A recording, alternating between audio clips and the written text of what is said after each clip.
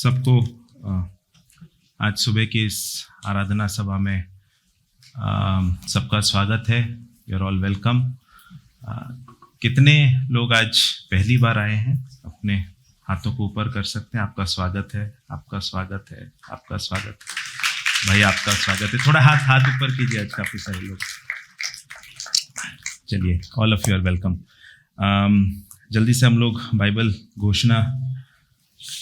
Bible घोषणा में जाएंगे।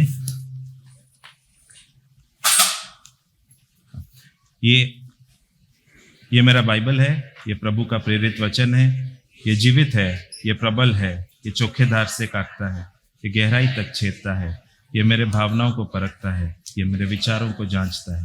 देश के लिए, समझाने के लिए, सुधारने के लिए, शिक्षा के लिए लाभदायक है। ये मेरे वार का हथियार है, ये मेरे बचाव का रहस्य है, ये मेरे पाँव के लिए दीपक है, ये मेरे राह के लिए उजियाला है। इसने दिखाया कि मैं क्या था, ये याद कराता है कि मैं क्या हूँ, ये बताता है कि मैं क्या बनूंगा। इसके ताजगी के लिए तत्पर हूँ, मैं इसके छुटकारे के लिए बेताब हूँ, मैं इसे सुनने के लिए तैयार हूँ। हमारा खुदावंद हमेशा हमेशा हमेशा हमेशा महिमा पाए, फजल और इत्मीनान हम पाए। आमीन।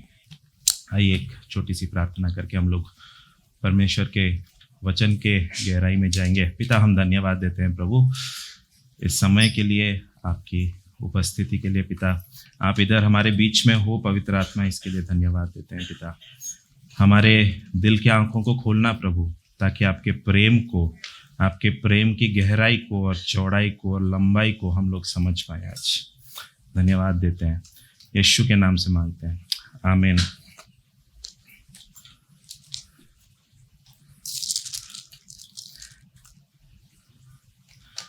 शुरू करने से पहले आप सबको एक सवाल पूछना चाहता हूं। दुनिया का सबसे बड़ा घर कौन सा है? सबसे बड़ा घर, गैस मारो ना। हाँ, दुनिया का हाँ, थैंक यू। मैं इतने लोगों को पूछ चुका हूं पिछले 1-2 महीने में, किसी को पता नहीं था। बड़ौदा का लक्ष्मी विलास पैलेस, नाम सुने हो? बड़ौदा के राजा का जो घर है, तो ये उसका पिक्चर है, दिख रहा है। तो पूरा जो उनका एस्टेट है वो 700 एकड़ पे है। 700 एकड़ पे पूरा एस्टेट है, जहां पर जो उनका घर है वो घर ही 70 एकड़ पे है। कितना? 70 एकड़ का घर है। 70 एकड़ आप सोच सकते हो कितना है। और 70 एकड़ के घर में 170 रूम है। आपके घर में कितने रूम्स हैं? 3, 4, 5, राइट। तो मैं कैलकुलेट कर रहा था कि 70 एकड़ के घर में अगर 170 रूम हो तो एक एक रूम का साइज शायद इस हॉल के बराबर होगा। मतलब सुबह सुबह सोचो, आप जाके बाथरूम पे बैठे और इतना बड़ा बाथरूम है। अरे सही में आप कैलकुलेट करो ना, 1000 स्क्वायर मीटर का बाथरूम होगा। 70 एकड़ का घर है ना, 170 रूम। उनका घर इतना बड़ा है। अभी तो हालांकि आपको अगर पता है तो वो एक कोने में रहते हैं और बाकी का पूरा उनका जो महल है, लक्ष्मी विलास महल या लक्ष्मी विलास पैलेस आप बोल दो, वो उसको टूरिज्म के लिए दे दिए हैं कि आप जाके देख सकते हो उनके घर पे। लेकिन एक समय था जब वो राजा वो घर पे रहते थे। पूरा घर उनका था, आलीशान घर उनका था, है ना। और वो घर इतना बड़ा है, वो एस्टेट के अंदर एक गोल्फ कोर्स है, वो एस्टेट के अंदर एक क्रिकेट स्टेडियम है। मुझे पता नहीं है, मैंने तो गूगल करके निकाला है, ठीक है। हाँ, मोती बाग स्टेडियम एक पूरा क्रिकेट का स्टेडियम है। अच्छा, दूसरा सवाल आपसे मैं पूछना चाहता हूं। आपको कोई बोले या मानो कि वो समय का जो राजा है, वो समय का राजा आपको बोले कि उत्कर्ष, अभी ये तेरा घर है, अब से तू आके ये घर में रह, ये ले घर की चाबी, तो उत्कर्ष आप क्या बोलोगे? हैं? ओके, क्या बोलोगे? क्या बोलोगे रिचर्ड भाई? आप तो घर भी आपका उसके पास में ही है, डायरेक्ट आपके घर से निकले तो रिंग रोड से बरोड़ा, बराबर ना? कितने लोग बोलेंगे कि हाँ मैं आ जाता हूं? कोई ऐसा है जो कि बोलेगा कि नहीं भाई मेरे को तो मेरा घर ही पसंद है, भाई मेरे को नहीं जाना है? तुम जितना, हाँ तुम्हें अपना घर पसंद है, चलो। सही में बताऊं, हम में से हर कोई ना, हम में से हर कोई अगर ऐसा ऑफर हमें मिले, हम दूसरे ही दिन बिना मकान मालिक को नोटिस दिए, है ना, भागेंगे वहां पे रहने के लिए। क्यों? इतना बड़ा घर है, दुनिया का सबसे बड़ा घर है, ठीक है, इससे बड़ा घर और है ही नहीं। आज का जो वचन आपके सामने में लेके आया हूं, वो वचन है abide in the Kings love. यूहन्ना 15 में आप अगर देखोगे, यूहन्ना 15:1 से आप अगर 10-11 तक पढ़ोगे तो 10-11 आयत में यीशु मसीह 11 बार बोलता है ये शब्द अबाइड, 11 बार बोलता है ये शब्द अबाइड। तो मैं समझने की कोशिश कर रहा था कि ये अबाइड जो शब्द है, कि यीशु पहले शुरुआत में बोलता है कि देखो मैं दाखलता हूं, तुम मेरे डाली हो, मेरे में बने रहो। अगर तुम मेरे में बने रहोगे और मैं तुम में बना रहूंगा तो तुम बहुत फलवंत होगे। तुम अगर मेरे में नहीं बने रहोगे तो उस डाली के समान हो जिसको काट दिया जाएगा, जिसको फेंक दिया जाएगा, जिसको जला दिया जाएगा। अगर तुम मेरे में बने रहोगे और मेरा वचन तुम में बना रहे तो बहुत ज्यादा फलवंत होगे, जो मांगोगे वो तुम्हें मिलेगा। फिर यीशु आके बोलता है कि मेरे प्रेम में बने रहो। फिर यीशु आके बोलता है मेरे प्रेम में बने रहो, मेरा आनंद तुम में बना रहे। और ये यीशु कब बोल रहा है? उसके मृत्यु के कुछ चंद घंटे पहले, जब वो अपने शिष्यों के साथ बैठा है, अपने चेलों के साथ बैठा है, और वो आखिरी कुछ उसके वचन है, कुछ आखिरी शब्द है यीशु के, और उस आखिरी कुछ शब्द में वो 10 आयत के अंदर 11 बार बोलता है अबाइड, रिमेन इन मी, बने रहो, बने रहो, बने रहो, बने रहो। जब यीशु 2 बार 3 बार कोई चीज को रिपीट करता है वो चीज इंपॉर्टेंट होती है। यीशु का हर वचन इंपॉर्टेंट होता है, लेकिन जब यीशु 11 बार एक चीज को रिपीट करे, और वो तब रिपीट करे जब अगले दिन वो मृत्यु की ओर जा रहा, उसको पता है कि बहुत समय नहीं है उसके पास, तो आप उसका महत्व आप समझ सकते हो कि बने रहो। तो सच बोल रहा हूं, पिछले 1.5-2 महीने से मैं मेरे पर्सनल बाइबल स्टडी में यूहन्ना 15:1 से 10-11 के बीच में अटका पड़ा हूं। मैं आगे ही नहीं जा पा रहा हूं। बार बार जाके प्रभु को यह पूछ रहा हूं कि प्रभु मतलब क्या है बने रहने का। और ऐसा नहीं कि मैं इसको पहले पढ़ा नहीं था। मुझे याद है मैं जब नया नया प्रभु में आया था और एक छोटी सी बाइबल स्टडी को मैं जा रहा था, तो ये पहला चैप्टर है जो मेरे एक UESI के एक अंकल थे, वो ले रहे थे और हमें सिखा रहे थे बाइबल के अंदर। तो ये पहला चैप्टर है जो उन्होंने लिया था। तो ये चैप्टर तो मैं 50 बार पढ़ चुका था मेरे बचपन में ही। मुझे लगा था कि इससे और कुछ सीखने को नहीं है, लेकिन पिछले 1.5 महीने से हमारे लाइफस्टाइल में भी इसी के ऊपर डिस्कशन चल रहा है। बेचारा अंश और यश कंटाल गए, बोले जब भी ये भैया आते, है ना, जब भी ये भैया आते इसी पे ही बात कर रहे हैं, बने रहो। लेकिन ये चैप्टर ऐसा, ये वर्स ऐसा है कि मुझे कंज्यूम करके रखा है कि प्रभु क्या मतलब क्या है बने रहने का, तू मुझे बता। तो बने रहने का जो मतलब है, अबाइड का जो मतलब है ना, वो ग्रीक भाषा में वो जो वर्ड वहां पे यूज हुआ है वो वर्ड है मेनो। मेनो का मतलब है ठिकाना, मेनो का मतलब है घर।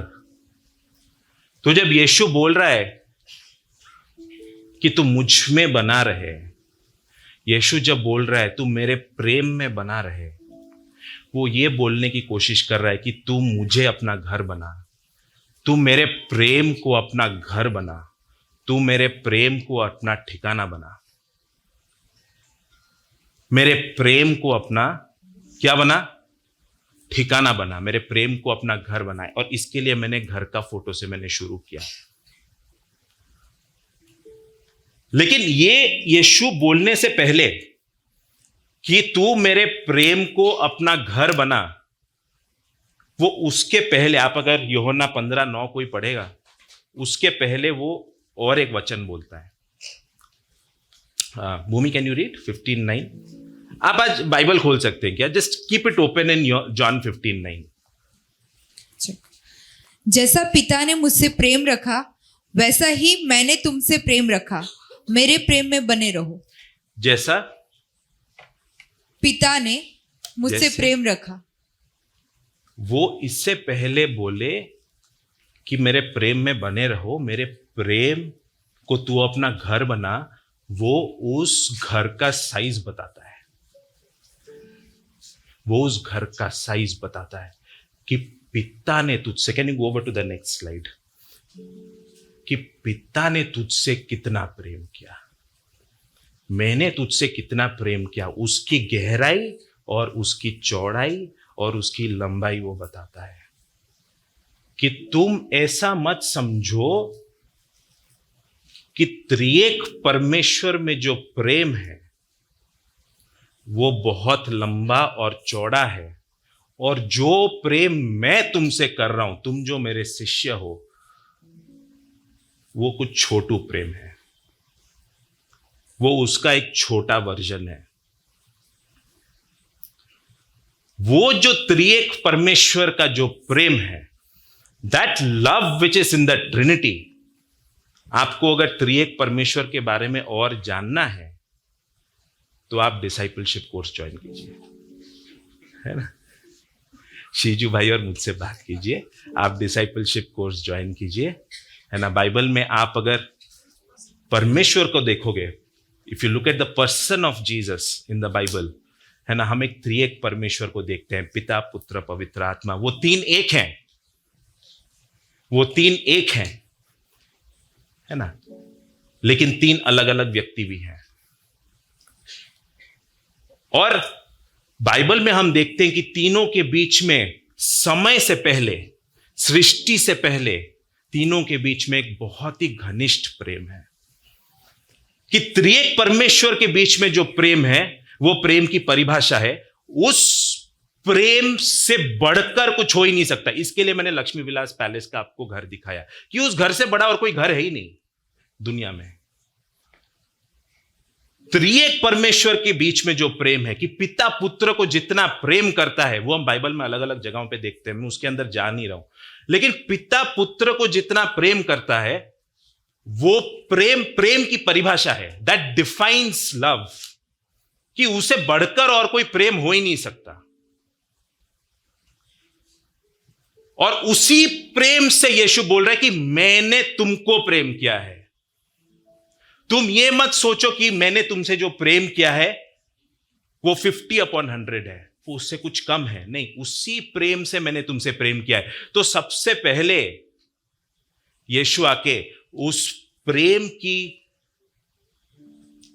गहराई और चौड़ाई के बारे में बताता है कि वो प्रेम कितना बड़ा है, वो प्रेम कितना चौड़ा है। और 2-3 लाइन आप अगर बाद में देखोगे तो वो ऐसा बोलता है कि greater love has no one than this, that one lays down his life for his friends. वो वाला पढ़ो। इससे बड़ा प्रेम किसी का नहीं कि कोई अपने मित्रों के लिए अपना प्राण दे। कि इससे बड़ा प्रेम कोई हो ही नहीं बॉस, इससे बड़ा प्रेम कुछ हो ही नहीं सकता। और वो प्रेम उसने क्रूज पे अगले दिन दिखाया कि देखो मैं तुमसे कितना प्रेम करता हूं, कि तुम्हारे लिए मेरे खून का एक एक कतरा मैंने क्रूज पे डाल दिया। इससे बड़ा प्रेम और कुछ हो ही नहीं सकता। दोस्तों, शायद आज हम बहुत बार सुन चुके हैं उसके प्रेम के बारे में। हमारे घरों में अलग अलग फोटोग्राफ्स लगे हैं कि गॉड लव्स यू। हमारे घर के सामने फोटोग्राफ लगा है कि घर God loves you, Jesus loves you. मेरे घर के सामने भी लगा है। और इसके लिए शायद हम इतनी बार सुन चुके हैं उसके प्रेम के बारे में कि आज जब हम फिर से और एक बार सुन रहे हैं कि यीशु आपसे प्रेम करता है, तो शायद वो बहुत बार हम सुन चुके हैं, बोल रहे हैं हाँ मुझे पता है। लेकिन आप एफिसियों की पत्री, can you go to the next slide, आप एफिसियों की पत्री आप 3:16 से 18 आप देखोगे, वहां पर लिखा है कि उसके प्रेम की गहराई को, उसके प्रेम की चौड़ाई को, उसके प्रेम की लंबाई को, उसके प्रेम की ऊंचाई को समझने के लिए आप अकेले समझ नहीं पाओगे जब तक पवित्र आत्मा आपके अंदर आपको बल न दे, और जब तक along with all the saints एक दूसरे के साथ मिलकर ही आप उसके प्रेम के गहराई को, चौड़ाई को, लंबाई को और ऊंचाई को आप समझ पाओगे। यीशु ये मैटर एस्टैब्लिश कर रहा है कि देखो, जितना पिता ने मुझसे प्रेम किया है उतना ही मैं तुमसे प्रेम कर रहा हूं, इसलिए मैं तुम्हें बोल रहा हूं कि मेरे प्रेम को तुम अपना घर बनाओ, मेरे प्रेम को तुम अपना ठिकाना बनाओ। हम सबको पसंद है यीशु का प्रेम, लेकिन हमें यीशु के प्रेम को अपना घर नहीं बनाना है, हमें यीशु के प्रेम को होटल बनाना है। Can you go to the next slide, क्या है, हमें यीशु के प्रेम को हमारा होटल बनाना है, हमें उसके प्रेम को हमारा घर नहीं बनाना है। हमें अच्छा लगता है जब बीच बीच में जाते हैं कि हम वेडनेसडे को लाइफस्टाइल में जाते हैं, संडे को चर्च में आते हैं, हमें उसका प्रेम, 2 गाने सुनते हैं, हमें अच्छा लगता है कि वाह भाई यीशु का प्रेम है ना, हमें अच्छा लगता है अंदर से, स्पेशली जब दूसरा गाना है, तीसरा गाना है ना, कि यीशु मुझसे क्या प्रेम करता है। हमें वहां तक उसके प्रेम को सीमित करके रखना है। जब यीशु बोल रहा है कि मेरे प्रेम को तुम अपना घर बनाओ, वो ये बोलने की कोशिश कर रहा है कि मेरे प्रेम और उसके एहसास को तुम अपने साथ साथ जहां भी जा रहे हो वहां पे लेके जाओ। मेरा प्रेम तुम्हारा होटल नहीं है जहां पे आप महीने में 1 बार आओ, मूड बने तो आओ, मूड नहीं है तो मत आओ। आज अच्छा लग रहा है, आज बाइबल खोलते हैं, फिर अगले हफ्ते देख लेंगे। मेरा प्रेम तुम्हारा होटल नहीं है, मेरा प्रेम घर है। अगर तुम मेरे में बने रहोगे, अगर तुम मुझे अपना घर बनाओगे, अगर तुम मुझे, मेरे प्रेम को अपना घर बनाओगे, तो तुम फलवंत होगे।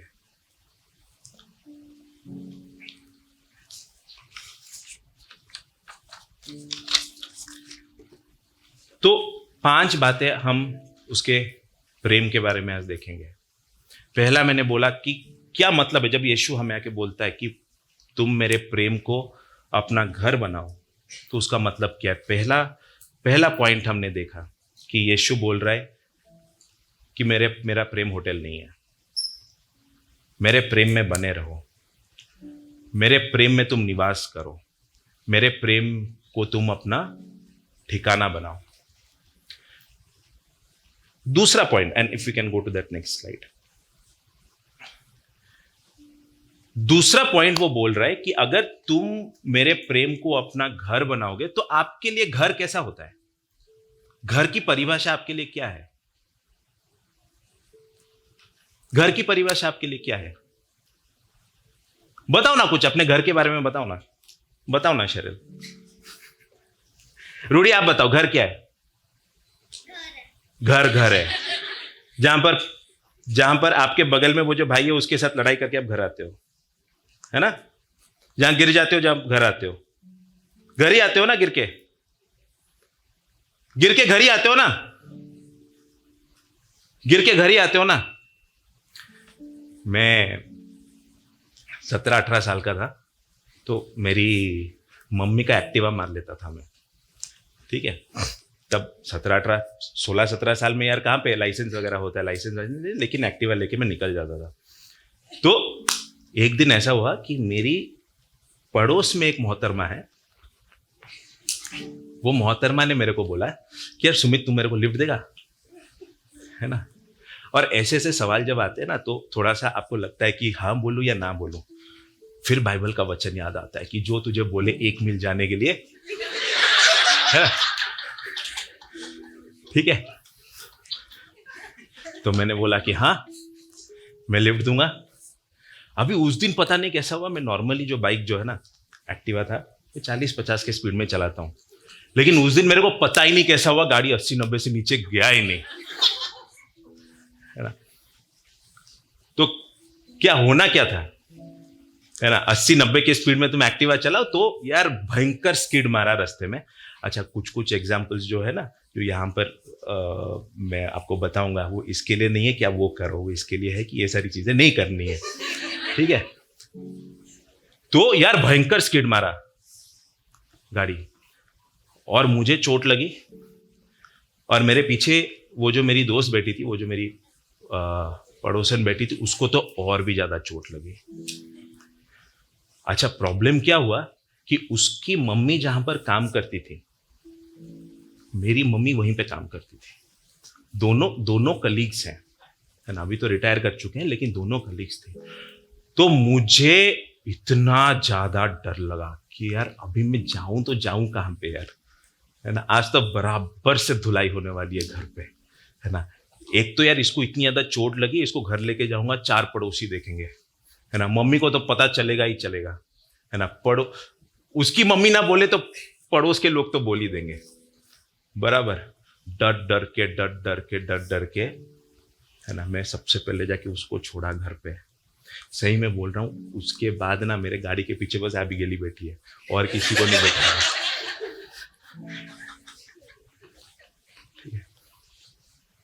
फिर डर डर के मैं कहाँ गया, डर के अपने ही घर गया, डर के, क्योंकि ये फर्क नहीं पड़ता आप कितनी बार गिरते हो, ये फर्क नहीं पड़ता आप कितनी बार गिरते हो, जाते तो वापस अपने घर पे ही। सही बात है ना। फर्क नहीं पड़ता आप 10 बार गिरे हो, 20 बार गिरे हो, 50 बार गिरे हो, कितना बुरा गिरे हो, आप वापस अपने घर पे ही जाते हो। यीशु जब बोल रहा है कि मैं तुझसे प्रेम करता हूं, मेरे प्रेम को तू अपना घर बना, वो बोल रहा है मुझे पता है तू कितनी बार गिरेगा, लेकिन हर बार तू गिरे वापस अपने घर पे आ, वापस मेरे प्रेम पे आ। आप में से बहुत लोग इधर बैठे हैं जो प्रभु से बहुत दूर हैं, आज बहुत दूर महसूस कर रहे हैं, क्योंकि कहीं ना कहीं आप गिर गए, और इसके लिए आप प्रभु के वचन में वापस नहीं जा पा रहे हो। कुछ ना कुछ पाप में आप गिर गए हो, जिसके वजह से आपको बहुत ज्यादा दोष है आपके अंदर, बहुत ज्यादा गिल्ट है आपके अंदर, और उस दोष के वजह से आप परमेश्वर के पास वापस नहीं जा पा रहे हो। आपको लगता है, जैसे जियो भैया बोलते हैं, आपको ऐसा लगता है कि ऐसा कुछ पाप मैंने कर दिया जो प्रभु ने 6000 साल में कभी देखा ही नहीं, सुना ही नहीं। प्रभु बोल रहा है मेरा प्रेम तेरा घर है, वापस आ, मिल के बैठ के उसका सल्यूशन निकालेंगे। तू वापस तो आ मेरे पास, तेरा घर है बेटा, तेरे घर है बेटी। Come back to my love, abide in my love. घर वो जगह है जहां पे अगर मैं आपके घर में रात के 10-11 बजे जाऊं तो सबके सब फटी हुई बंडी और लुंगी और नाइटी में मिलोगे, सही है ना। और बाई चांस अगर मैं कॉलिंग बेल मारूं तो सबके सब भागोगे चेंज करने के लिए, है ना। कोई कुछ बोल नहीं रहा है, कोई कुछ हंस नहीं रहा है। मेरे घर पे तो ऐसे ही मिलता है भाई, मेरे घर में तो ऐसे ही होता है। आप रात के 9-10 बजे के बाद आओगे तो कॉल करके आना प्लीज, ठीक है। क्यों? क्योंकि घर वो जगह है wherein we are accepted. आप जैसे हो वैसे आपके घर में आप रह सकते हो। कोई है इधर जो सूट वूट पहन के रात में सोता है, जो श्रृंगार पिटार करके अपना मस्त लिपस्टिक विपस्टिक लगा के बाल बना, हाँ टीवी सीरियल में होता है, राइट, टीवी सीरियल में होता है। और कोई है जो मस्त अपना ड्रेसअप करके बोलता है अब I am retiring for the night. नहीं ना, आप जैसे हो वैसे ही अपने घर में रहते हो यार। अब ना चड्डा और फटी हुई बनियान पहन के आप रह सकते हो अपने घर में, इधर नहीं आ सकते हो। मैं अगर वैसे पहन के इधर आऊं भगा दोगे आप मेरे को, लेकिन आपके घर में रह सकते हो। बिकॉज आप जैसे हो वैसे आपके घर आपको एक्सेप्ट करता है, वैसे ही आपका परिवार आपको एक्सेप्ट करता है। वैसे ही आ सकते हो। यीशु बोल रहे तू जैसा है मुझे पता है, मेरे सामने क्या ढोंगी बन रहा है, मेरे सामने क्या इतने सारे मुखौटे पहन के तू आ रहा है, और किसी को तेरी असलियत पता हो ना हो, मुझे पता है तेरी असलियत क्या है। तू जैसा है वैसे ही आ मेरे पास। मैं तेरा घर हूं, मैं बैठूंगा तेरे साथ, हम मिलके सोचेंगे। आप बाइबल में इतने सारे लोगों के बारे में देखते हो। समरूनी स्त्री है, आपका जक्की है ना, वो जैसे थे यीशु के पास वैसे आए। वो जैसे थे, यीशु ने उनको बदला। वो जैसे थे वैसे रहे नहीं, लेकिन वो जैसे थे यीशु के पास वैसे ही आए। आपको भी आज प्रभु बोल रहा है कि आप जैसे हो आ तो मेरे पास यार। यीशु ये सारी बातें तब कर रहा है उसके शिष्यों के सामने, उसके शिष्यों के आगे, जब उसको पता है कि उसके सारे के सारे शिष्य उसको अगले 12 घंटे में सब छोड़ के चले जाने वाले हैं। उसमें से एक शिष्य है जो उसको नकारने वाला है। फिर भी वो बोलता है कि पिता ने मुझसे जितना प्रेम किया उतना ही प्यार मैं तुझसे करता हूं। मेरे उस प्रेम को तू अपना घर बना। Come and dwell with me, आ रहे मेरे साथ। उस प्रेम को तू अपना घर बना। तो ये दूसरा पॉइंट था। पहला पॉइंट था कि यीशु जब बोलता है कि मैं तुझसे प्रेम करता हूं, मेरे प्रेम में तू बना रहे, वो ये बोल रहा है कि मेरा प्रेम होटल नहीं है। Don't just come and visit, मेरे प्रेम में तू रहे। दूसरा पॉइंट है, वो ये बोल रहा है कि मेरा प्रेम तू जैसा भी है, it is willing to accept you. तुझे स्वीकार करने के लिए तू जैसा भी है, मेरे हाथ खुले हैं। प्रोडिगल सन का उड़ाऊ पुत्र की कहानी आपने सुना था ना। वो जैसा भी था अपने पिता के पास आया, और पिता ने हाथ खुला करके उसको बोला, आजा मेरे बेटा, you can go back to your father today. अगर आप आज प्रभु से बहुत ज्यादा दूर हो, नहीं जा पा रहे हो दोष के वजह से, आप जैसे भी हो प्रभु के पास जाओ। तीसरा पॉइंट, घर वो जगह है, घर वो जगह है जहां पे आपकी हर जरूरत को प्रभु मिटाता है। Your God meets your every need in your house, है ना। सुबह सुबह उठ के आचू ब्रेकफास्ट खाता है। तो सुबह सुबह उठ के क्या करता है? सुबह सुबह उठ के कि माता सिंसी कृपया आज का भोजन मुझे दे दो, मैं बहुत ज्यादा भूखा हूं। ऐसा कुछ करता है? नहीं करता ना। कोई है बच्चे जो ऐसा करते हैं? प्रिय मम्मी, मैं आपसे बहुत प्यार करता हूं। नहीं करते ना, नहीं करते ना। जितने भी बच्चे बड़े हो जाए, मम्मी को पता है कि सुबह सुबह ब्रेकफास्ट देना है, लंच देना है, डिनर देना है। मम्मी को जरूरतें पता रहती है। घर वो जगह है जहां पे आपकी सारी जरूरतों का इंतजाम ऑलरेडी है। प्रभु जब बोल रहा है, यीशु जब बोल रहा है कि मेरे प्रेम को तू अपना घर बना, वो ये बोल रहा है कि क्या तू विश्वास करेगा कि तेरे सारी जरूरतों का इंतजाम मैं करके रखा हूं? क्या तू विश्वास करेगा? मैंने ऑलरेडी तो इंतजाम करके रखा है। मेरा घर कोई छोटा मोटा घर नहीं है, मेरा घर बहुत बड़ा है। मेरा घर लक्ष्मी विलास पैलेस है। मेरा प्रेम बहुत बड़ा है। लेकिन क्या तू विश्वास करेगा कि वो प्रेम तेरी सारी जरूरतों के लिए काफी है? that love is enough to provide for all your needs.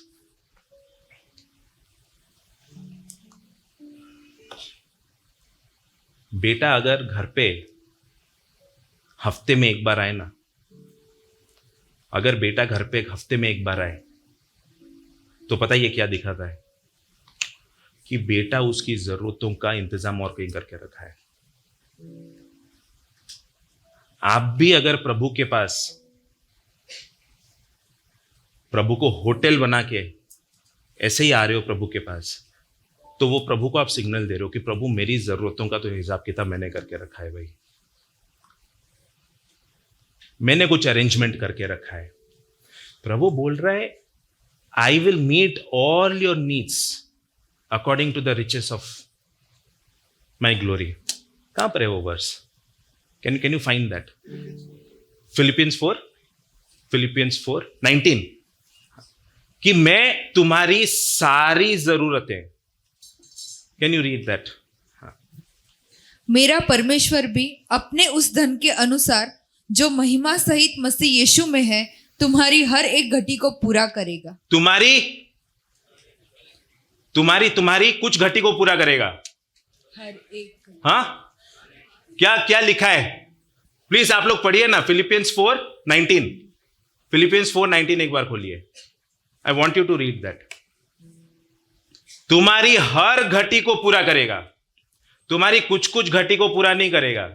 उसको पता है कि आपके ऊपर एक छत चाहिए, उसको पता है कि आपके घर में राशन चाहिए, उसको पता है आप अगर स्कूल जा रहे हो तो आपको स्कूल में अच्छी पढ़ाई करनी है, आपको एक एजुकेशन चाहिए, उसको पता है आपको नौकरी चाहिए, उसको पता है आपकी सारी जरूरतें, आपकी सारी शारीरिक जरूरतें उसको पता है, उसको पता है आपकी सारी आत्मिक जरूरतें।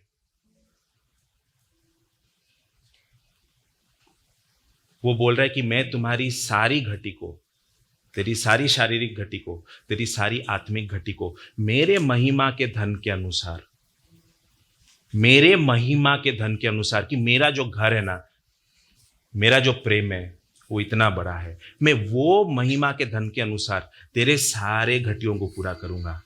मुझे पता है कि तुझे सामर्थ्य चाहिए तेरे जीवन में, मुझे पता है कि तू कितना दुर्बल है, मुझे पता है तेरी आत्मिक अवस्था, मुझे पता है कि तू बार बार खड़े होने की कोशिश करता है फिर तू गिर रहा है। तू आ तो मेरे पास, तो मेरे पास तू आ, मैं वो सामर्थ्य भेजूंगा, मैं वो सामर्थ्य भेजूंगा ताकि तू खड़ा रह सके, मैं वो सामर्थ्य भेजूंगा ताकि तू बलवंत हो, मैं वो सामर्थ्य भेजूंगा ताकि अगली बार जब वो पाप जिसमें तू बार बार गिर रहा है, अगली बार वो पाप तेरे सामने आए, तू खड़ा रह सके और तू उसको ना बोल सके। क्यों? क्योंकि वो घर है जहां से हमें पोषण मिलता है। और मेरे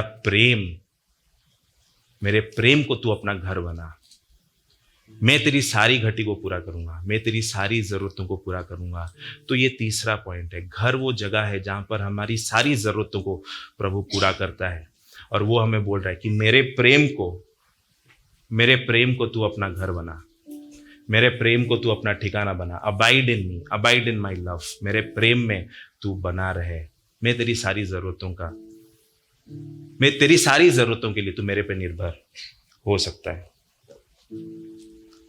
घर वो जगह है, चौथा पॉइंट, घर वो जगह है जो हमारी पहचान है। आपको मैं पूछूं कि आप कौन हो तो आप क्या बोलोगे?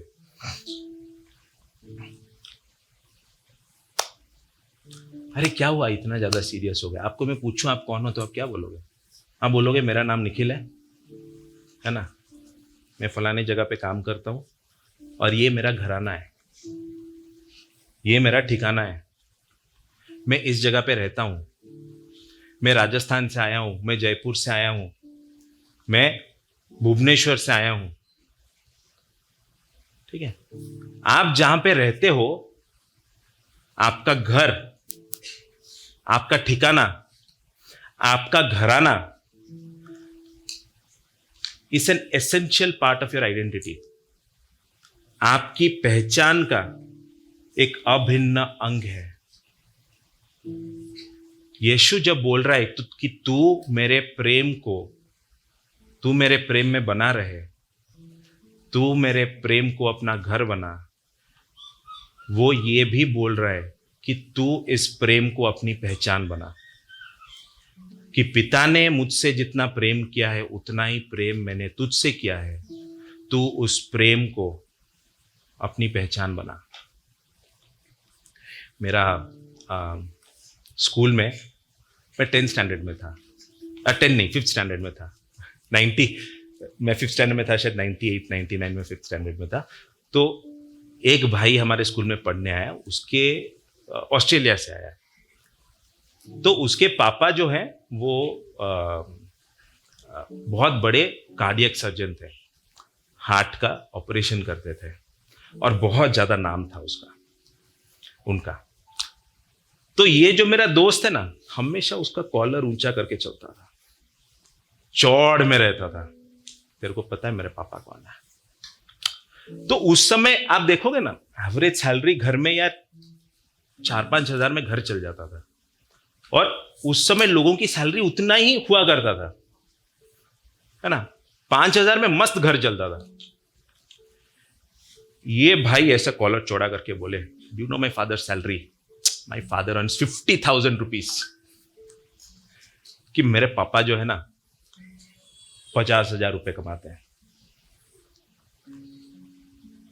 क्यों इतने चौड़ में घूमता था? अरे बताओ ना भाई, क्यों इतने चौड़ में क्यों घूमता था? हाँ, उसके because of his father. Because उसके पापा जो करते थे वो उसके पहचान का एक अंग था। वो उसकी पहचान उसके पापा से लेता था, है ना। आपने कभी देखा है कि अभी भी आप अपनी पहचान देते हो ना, आप सबसे पहले उन बातों को आप आगे बोलते हो या उन बातों को बताते हो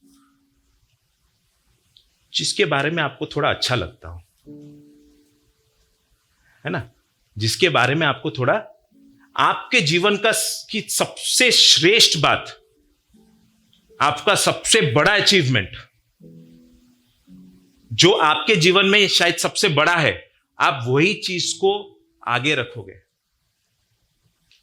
वो शायद आपकी डिग्री हो सकती है, वो शायद आपका घर हो सकता है, वो शायद आपका कहां पे आप काम कर रहे हो वो हो सकता है। जो आपकी सबसे श्रेष्ठ बात, आप उसको आगे रखते हो, वो आपकी पहचान बन जाती है। मेरे कुछ दोस्त लोग हैं, आप उनके पास 5 मिनट बैठो, वो आपको बता देंगे वो कहां से पढ़े हैं और कहां काम कर रहे हैं। क्यों? क्योंकि बहुत अच्छी जगह पे वो लोग काम करते हैं। वो बता ही देंगे, आपको पूछने की जरूरत नहीं है, वो उनका पहचान है, वो उनका पहचान है। आपकी पहचान क्या है? आपकी पहचान क्या है? आपके जिंदगी में जो सबसे श्रेष्ठ है वो क्या है? जो सबसे बड़ा है वो क्या है? यीशु बोल रहा है, पिता ने मुझसे जितना प्रेम किया मैंने तुझसे उतना ही प्रेम किया। क्या तू मेरे प्रेम को तेरा पहचान बनाएगा? क्या तू मेरे प्रेम को मेरे पहचान बनाएगा, या तू शर्मा शर्मा के घूमेगा? क्या है आपकी पहचान लोगों के सामने? लोग जब आपको देखते हैं, आपके स्कूल में आपके दोस्त लोग आपको देखते हैं, आपके पड़ोसी आपको देखते हैं, आपके कॉलेज के लोग आपको देखते हैं, है ना, आप जहां पे मिलते हो, आपके रिश्तेदार आपको देखते हैं, आपकी पहचान क्या है उनके सामने? आपकी पहचान आपके सामने क्या है? आपके खुद के सामने आपकी पहचान क्या है? आप जब सुबह सुबह उठते हो और आईने में अपने चेहरे को देखते हो, बराबर, सुबह सुबह उठ के, तो आपको क्या दिखाई देता है? मैं काला हूं, मैं नाटा हूं,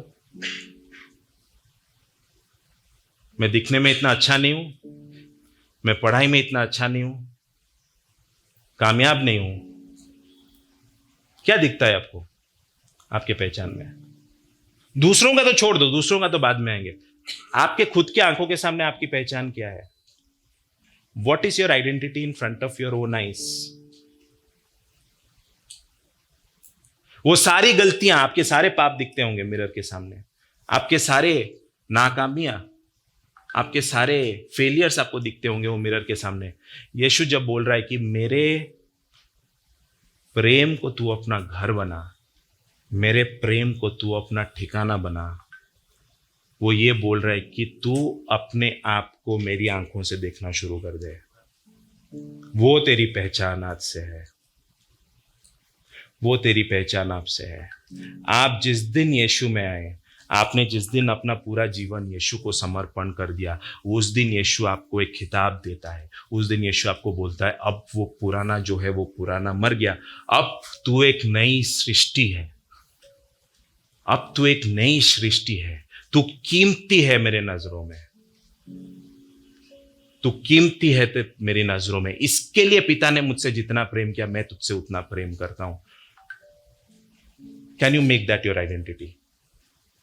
क्या आप अपने आप को, आप पूरी जिंदगी अपने आप को दूसरों के नजरिए से देख सकते हो, अपने गलतियों से के हिसाब से देख सकते हो, अपने नाकामियां जो हैं, आपके जितने भी वीकनेस हैं उसके नजरिए से देख सकते हो, या फिर आज से आप अपने आप को प्रभु जैसे देखता है उसके नजरिए से देखना शुरू कर सकते हो कि माई गॉड वैल्यूज मी, कि यीशु, परमेश्वर ने यीशु को जितना प्रेम किया, यीशु ने मुझे उतना ही प्रेम किया। That's why I am valuable. इसके लिए मैं कीमती हूं, इसके लिए नहीं क्योंकि मैं कुछ काम कर रहा हूं, इसके लिए नहीं क्योंकि मेरे पास बहुत अच्छी डिग्री है, इसके लिए नहीं क्योंकि मेरा बैंक बैलेंस बहुत ज्यादा है। I am valuable because my father loves me. I am valuable because Jesus loves me. मैं कीमती इसके लिए हूं कि मेरे परमेश्वर ने मुझसे इतना प्रेम किया कि मेरे लिए उसकी जान दे दी। Can you make that the source of your identity? हमने 4 बातों को देखा। यीशु का प्रेम होटल नहीं है।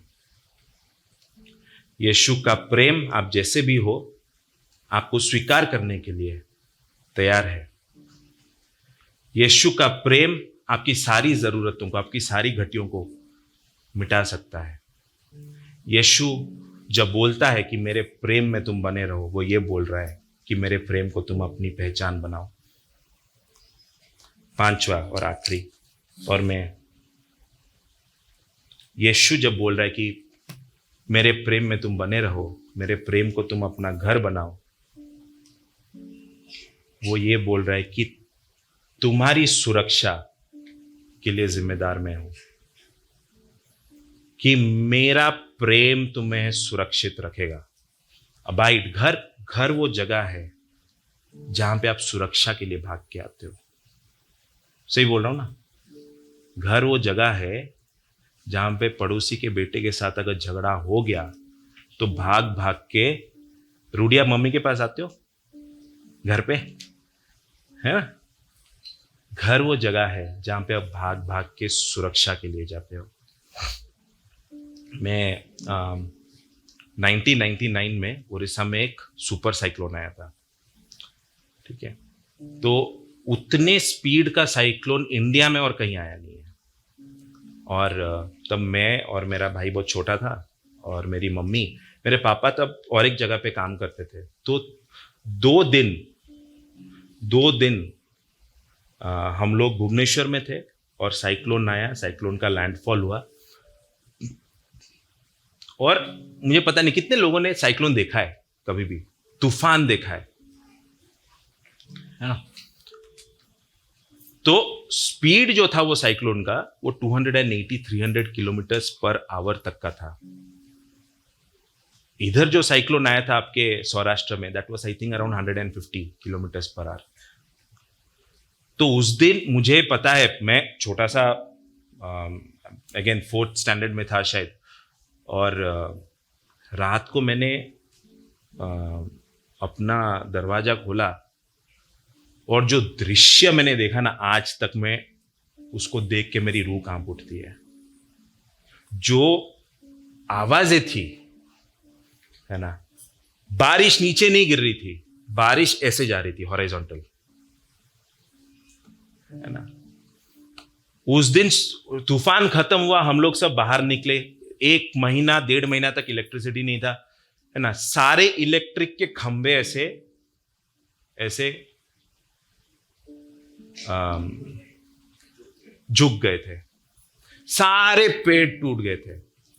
जितने भी पेड़, हार्डली कुछ पेड़ बचा था, इलेक्ट्रिक के खंभे झुक गए थे। उस दिन रात को मैंने जब खोला दरवाजा और देखा, इतना ज्यादा मेरे को डर लगा, इतना ज्यादा मुझे डर लगा।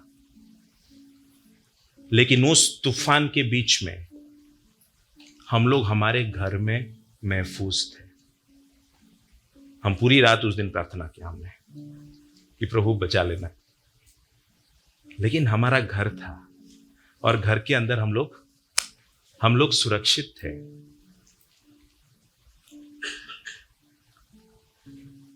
आपके जीवन में भी आज कुछ तूफान है, कुछ तूफान शायद आपके जीवन में भी चल रहा है आज सुबह के समय।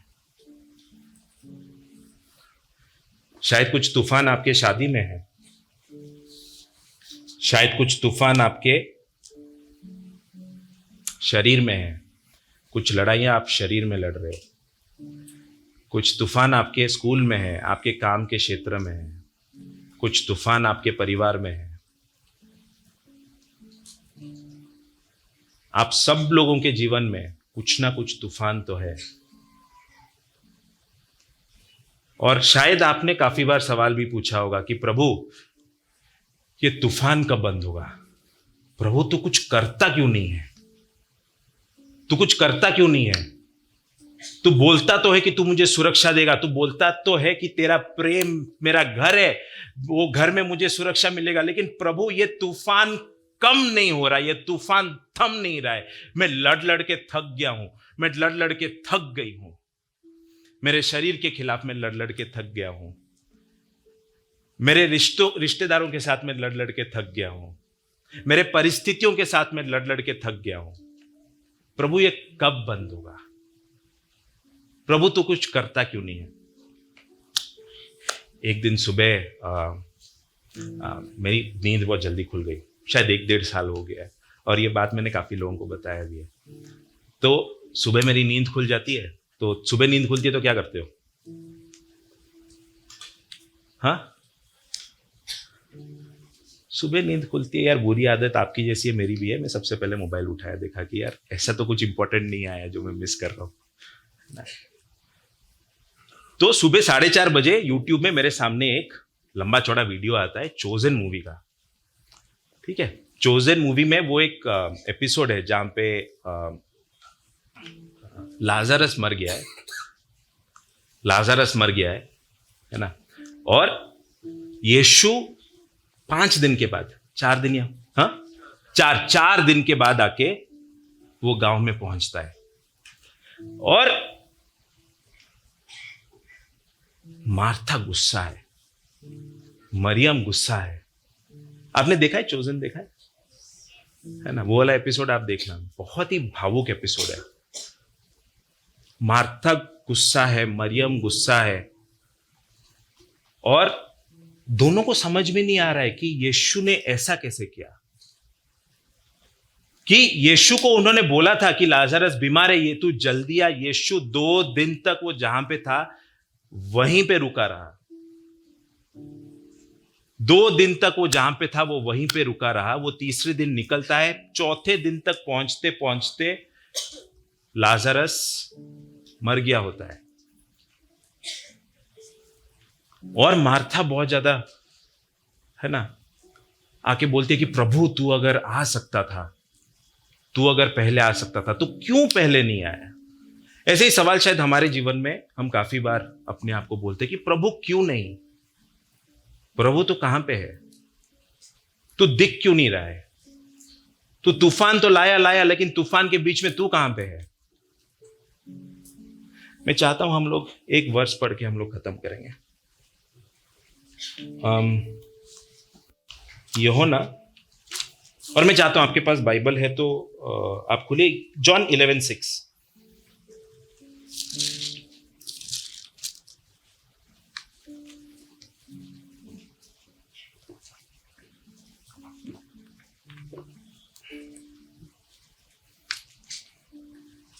फिर भी जब उसने सुना कि वह बीमार है, तो जिस जगह पर वह था वहां 2 दिन और ठहर गए।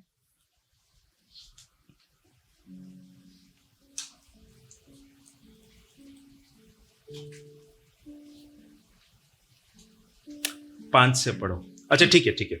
फिर भी जब उसने सुना कि वो बीमार है, सबने खोला बाइबल, फिर भी जब वो सुनता है कि वो बीमार है तो जिस जगह पे था वहां पे वो 2 दिन और रुक जाता है ना। यीशु प्रेम करता था मरियम से, यीशु प्रेम करता था लाजरस से, यीशु प्रेम करता था मार्था से। फिर भी जब वो सुना, वो जहां पर था 2 दिन रुक गया। और मरियम और मार्था को ये बात समझ में नहीं आई। आप सोच के देखो। 5 पढ़ना।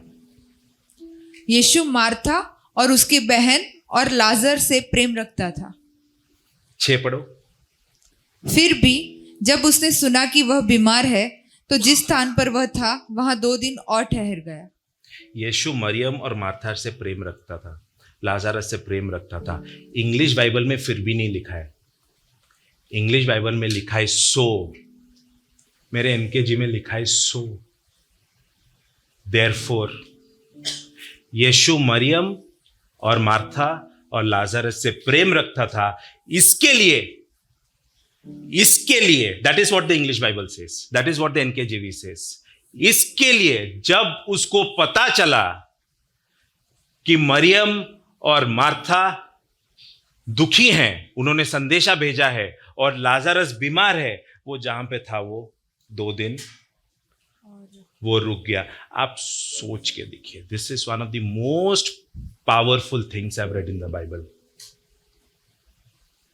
जो कि सेंस नहीं बनाता है कि शीजू भाई मुझसे इतना प्रेम करते हैं कि जब मैंने शीजू भाई को कॉल करके बोला शीजू भाई इमरजेंसी, आप प्लीज जल्दी आओ, शीजू भाई मुझे इतना प्रेम करते हैं कि उनके घर में 2 दिन रुक जाते हैं।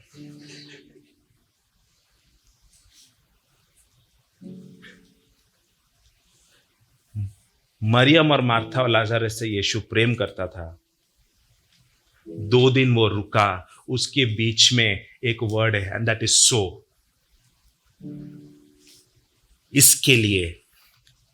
इसलिए because he loved Mary and Mariam, therefore so he did not come for 2 days। Because पिता ने यीशु से जितना प्रेम किया था, यीशु आपसे प्रेम करता है। इसके लिए आज जो तूफान है वो तूफान है आपके जिंदगी में। आपकी जिंदगी की कहानी उसके बाद लिख के देखो। क्योंकि पिता ने यीशु से जितना प्रेम किया था उतना ही प्रेम यीशु आपसे करता है। इसके लिए वो बीमारी है जो आज तक गई नहीं है।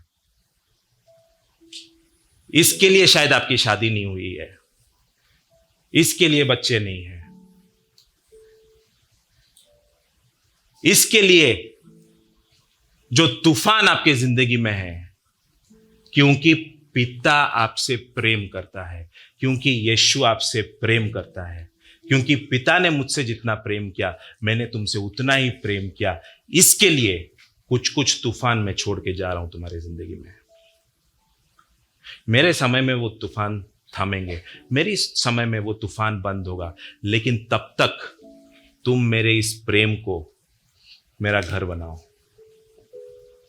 तब तक can we have the worship team on stage.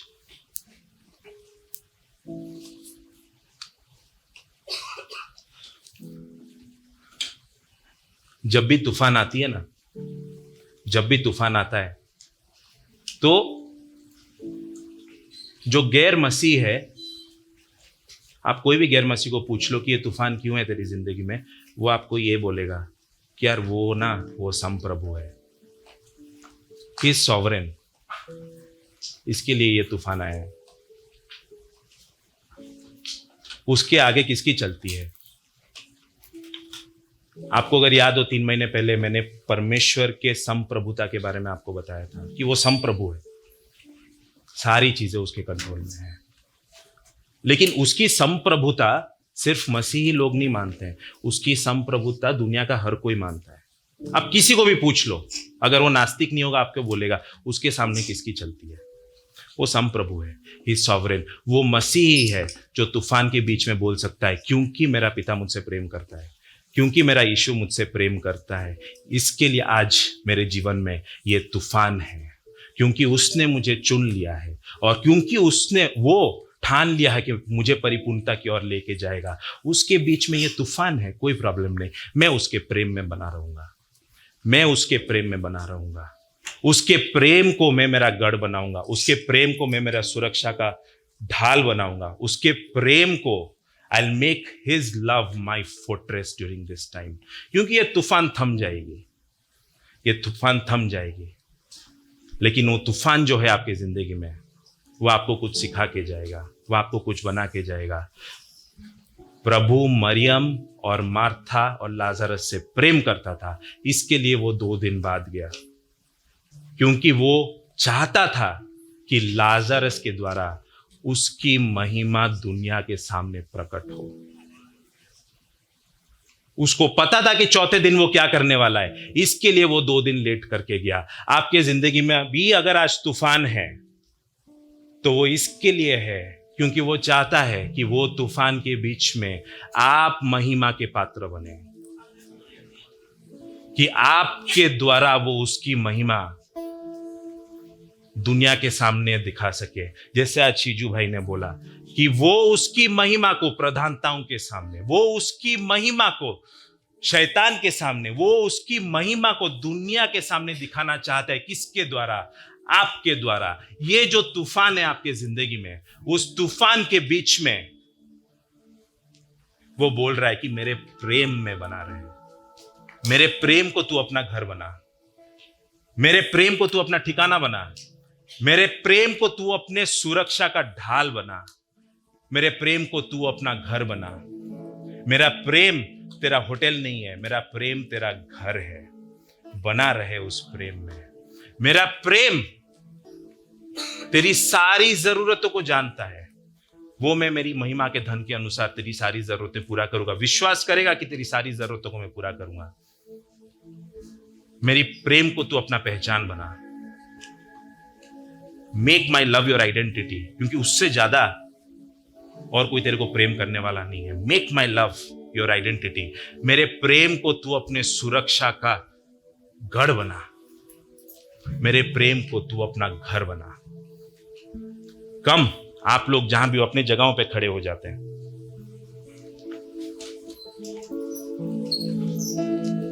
आप अगर आज सुबह के समय परमेश्वर के प्रेम से दूर हैं,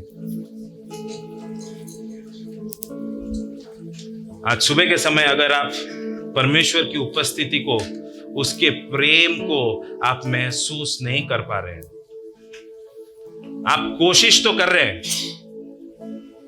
लेकिन हर बार जब आप बाइबल खोलते हैं आपको सूखा सूखा सा लगता है,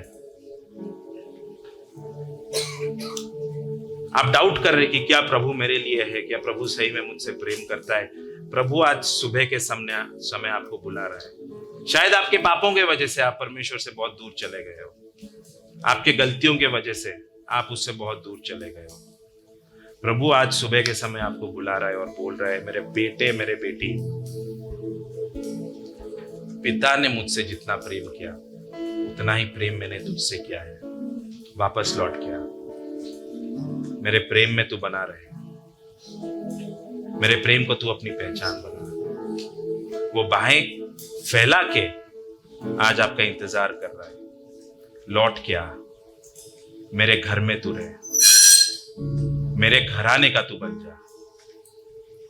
पिता, आपके उस प्रेम के लिए पिता हम धन्यवाद देते हैं। मेरा प्रभु, आपका वचन बोलता है कि उस प्रेम की गहराई को, उस प्रेम की चौड़ाई को, उस प्रेम की लंबाई को हम समझने की भी काबिल नहीं है पिता, कि हमारी भाषा बनी नहीं है कि हम आपके उस प्रेम को समझे। और इसके लिए पिता आपने बोला कि पिता ने मुझसे जितना प्रेम किया है मैंने तुमसे प्रेम किया है। पिता परमेश्वर, अगर कोई है जो यहाँ पे है जो आपके प्रेम को चखा नहीं है प्रभु, पिता परमेश्वर, हमारे मन के, हमारे दिल के उस आंख को खोलना ताकि उस प्रेम को हम स्पर्श कर पाए। ऐसा कोई भी ना हो प्रभु जो कि आपके प्रेम को ना चख के इधर से वापस जाए पिता, क्योंकि आप प्रेमी हो और आपने हमसे प्रेम किया है और यहाँ पे बैठा हुआ हर किसी को आप बुला रहे हो। कि इससे ज्यादा तुमने कोई प्रेम नहीं पाएगा, इससे बड़ा घर तुम्हें कोई नहीं मिलेगा, इससे बड़ा ठिकाना तुम्हें कहीं भी नहीं मिलेगा। कहां तुम भागते फिर रहे हो, मेरे पास वापस आओ। मेरा तो दृढ़ गढ़ शरण सा,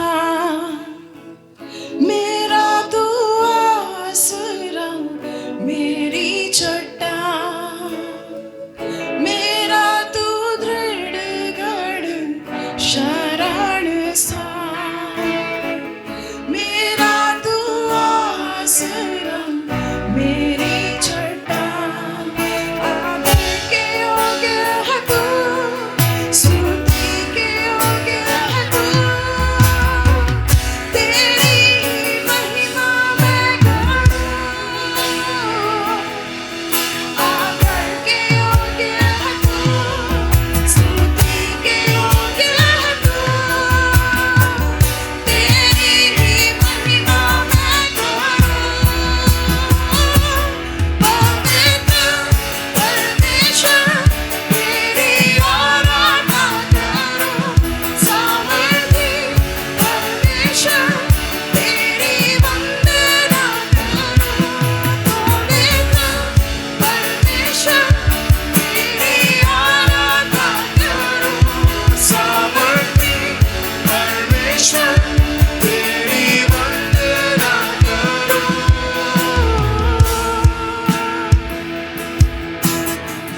तेरे ही राहों पर मुझे चला, तेरे ही मार्गों मुझे दिखा, तेरे ही राहों पर मुझे चला, तेरे ही मार्गों मुझे दिखा। और अंधेरा हो और तराई भी हो, तू मेरे संग है सदा। और अंधेरा हो और तराई भी हो, तू मेरे संग है सदा। पवित्र परमेश्वर तेरी आराधना करूं, सामर्थी परमेश्वर तेरी वंदना करूं। पवित्र परमेश्वर तेरी आराधना करूं, सामर्थी परमेश्वर तेरी वंदना करूं। पवित्र परमेश्वर तेरी आराधना करूं, सामर्थी परमेश्वर तेरी वंदना करूं। पवित्र परमेश्वर तेरी आराधना करूं, सामर्थी परमेश्वर तेरी वंदना करूं।